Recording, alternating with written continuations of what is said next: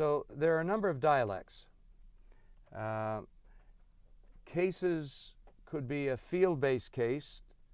I think these are the best. Public sources cases are second best for me in the sense that they come from what's going on in the newspapers or in the business media, and so they're based on reality. On the other hand, we don't have the opportunity frequently in public source-based cases to go in and interview people, get behind the facts, get behind the reported facts, get behind the accounting reports and the newspaper reports to find out what wasn't being said or what wasn't being recognized in those public sources. Armchair cases are, for me, anathema. I don't like them. I avoid them. I stay away from them, mostly because an armchair case means I've got a theory in my mind about how this theory might apply in the real world, and I'm going to set it up so that my favorite way of thinking about things is what we're going to talk about. But that may or may not be what's actually happening in reality. I recently read Carl Sagan's book on the cosmos, and he, along with a lot of other commentators like Thomas Kuhn and others who have written about the scientific process and the process of discovery over the history of humankind, point out that one of the major hurdles to overcome in science is the beliefs, the vabes that people in the community hold, whether it's the scientific community or the general population, the vabes that they hold about the way the world is. And if the data don't fit, frequently they'll reject the data. They still believe that, the sun revolves around the earth, or whatever the particular principle might be. So I stay away from armchaired cases. I want to present them what's really happening in the world, not my filtered, intellectually based, theoretically influenced view of what might be happening in the world. We can use cases to illustrate theory by, in this case, the faculty member is probably going to lecture the analysis of a case using his favorite theory of motivation or theory of evaluation of the firm or theory of accounting principles. Assign the case, have the students read it, but then the faculty member will do all of the talking. So that dialect is not a favorite one of mine. There are descriptive cases where there's no real apparent decision to be made when you get to the end of the case. Frequently, these cases are describing firms that are working really well, and it's a challenge for the instructor to figure out how to teach a descriptive case, because in the absence of a significant decision to be made, students are going yada, yada, yada, so what? It works, yes. You could then ask, well, why does it work? Could you describe effectively why this healthy human being or this healthy organization is so healthy? And that's one discussion. It tends to be less energetic and less engaging and less powerful than a decision-based case where it might be a decision from a particular individual's, the protagonist point of view, could be a decision for policymakers, could be decisions for regulatory agencies who are looking at what this company is doing. And many times you can take a descriptive case and with a little bit of creativity create a set of questions as an instructor that will turn a description case into a decision case. So if you think about how am I going to engage the students, one of the issues may be, can I come up with the right framework, regardless of what this case seems to present or seems to describe as the obvious way of managing it. I may be able to step back from that, get up to 30,000 feet, look at it from a different angle, come up with a set of questions that the students may not have anticipated. For example, if you were going to buy this company that we've just described, how much would you pay for it? If you were in the SEC and regulating this company, what kinds of restrictions would you put on it? Do you have any concerns about the long-term implications of the way this organization is doing business? Even though within the case, there's no particular clear decision that's mentioned. The other thing is that we could use cases to create a perspective. So as I've just described, there may be in the case a protagonist. What if you ignored the protagonist and from an instructor's point of view focused on the protagonist's boss and said, if you were this person's boss, what would your next performance review look like? How would you conduct that session? Or you could take the perspective of the subordinates or suppliers or customers or even shareholders or somebody else in the environment who was being negatively or positively affected by whatever's happening inside the case. So it's kind of like that 9-dot creative thinking notion where you're trying to connect 9 dots in a square with 4 lines without raising your pencil. To do that, you have to go beyond the 9 dots and then you can connect them all with 4 lines. In the same way in a case, if you think about teaching the case from different perspectives, not just the one that's sort of obvious from reading of the case, you can come up with some very stimulating, very powerful, very engaging, and in a way get out of a certain routine that will stimulate and give the students a sense of variety and engagement. So if we think about flavors of facilitators in case method, how much of the time are you talking? Are you using it as an analysis? Are you using a single case over a whole semester? Are you using cases simply to illustrate your own theoretical preferences? Are you using cases to reflect a range of issues, perhaps in a policy or in diversity issues or in mergers and acquisition issues? Can you find the right kinds of questions? So in my view, the old saying that a picture's worth 1,000 words, well, the right question's worth 1,000 answers.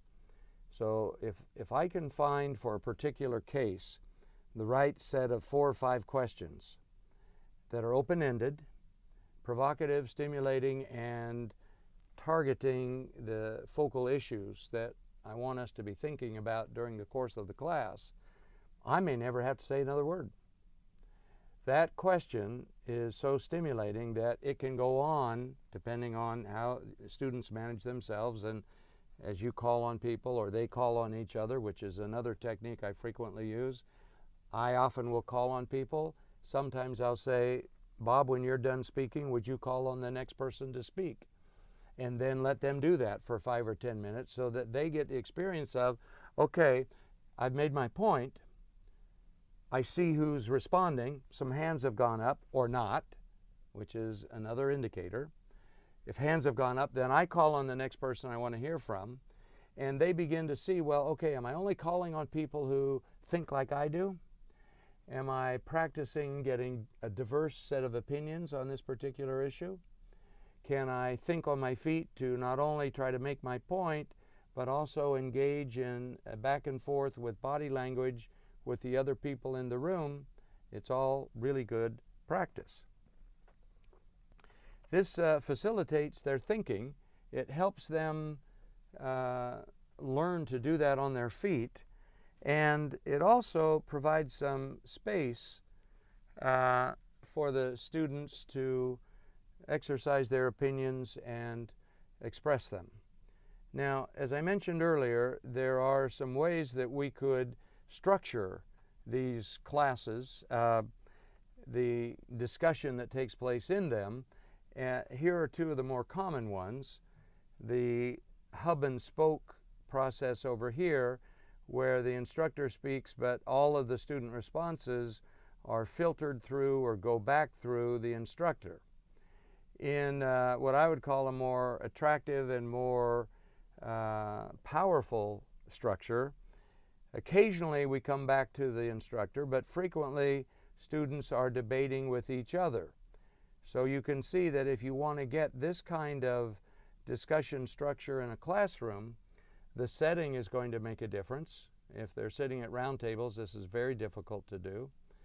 If they're seated in a U-shaped amphitheater, it's much easier. On the other hand, in a U-shaped amphitheater, it's a little more difficult to have local discussions like you could around a set of round tables. But with a set of round tables, you've got people's backs facing you. So the setting, as all of these fundamental issues will affect your ability to use this kind of approach. Another criticism of the case method is that because it involves the background and experience of lots of people in the room, some people will say, well, the case method is the blind leading the blind. Because we draw on the experience of everyone in the room, this may be an issue. I think it was Thomas Carlyle said he did not believe in the collective wisdom of individual ignorance.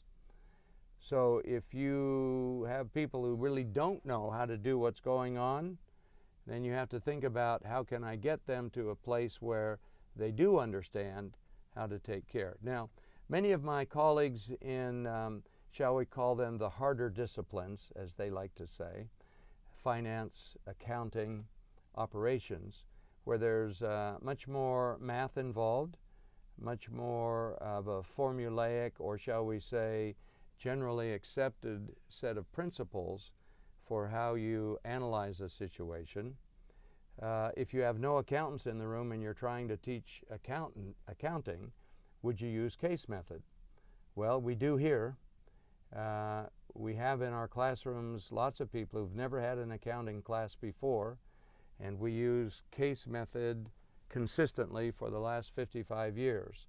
We do the same in decision analysis in our statistical and economics courses, and it's easy to do if you have the philosophy of how can I deepen students' understanding of this situation by giving them real problems and associated with that supplemental texts on how do you calculate equity, how do you calculate the valuation of a firm, and so forth, so that they have some guidance.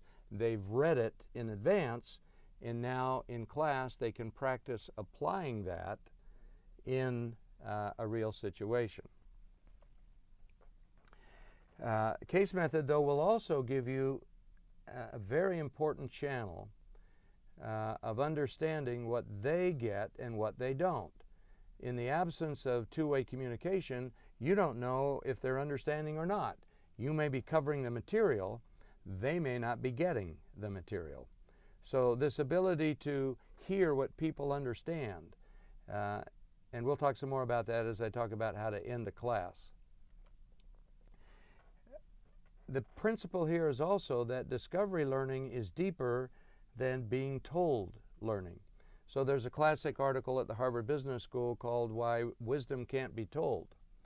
The notion that if you lecture judgment, if you lecture insight, that's probably not going to stick, and it's probably not going to be very useful to the students. But if they have gone through 600, 700, 800 times the process of gathering data that might be ill or confusingly organized, sifting through that, applying analytic tools, reaching conclusions, and then trying to present your conclusions to other peers who are in a similar way engaged in that set of problems, that this is very good approach for helping people develop judgment, wisdom, insight, understanding about how to draw a core principle out of a set of disparate data. It's important for the instructor to ask the right questions to sort of shape the discussion in the direction that you want the quote-unquote blind people to go. On the other hand, as I've mentioned earlier, this can also be a downfall because it teaches people to wait for someone else to ask the right question. So there's a danger in that one. I've mentioned this before, that if you ask the questions all the time, then your second-year MBA students may not be able to create an agenda on their own. They've become dependent on you as the instructor. So how do you have a light hand on the reins? When you're riding a horse, you can have a firm hand or you can have a light hand. It depends on the horse. It depends on what you're trying to get the horse to do. It depends on how you and the horse have developed a relationship, so the horse can tell what a touch on the neck, a pull on the bit, what relaxing of the bit might mean. So relationship building is important in a case method classroom. And then at the end of the class, it's important, I think, to not use it as a way of being the magician who pulls the rabbit out of the hat at the end of the class. What this will teach the students to do is simply wait until the class is over, and then the instructor will tell us what we should have learned. This is a bad dialect in case method, I believe, because it's really a kind of ineffective, non-productive way of lecturing. You save your lecture for the last 5 minutes and you let them wander around confusedly, and then at the end you say, well, here's what you should have learned.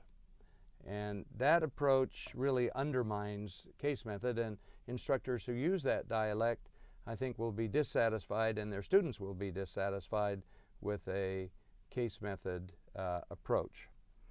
Now,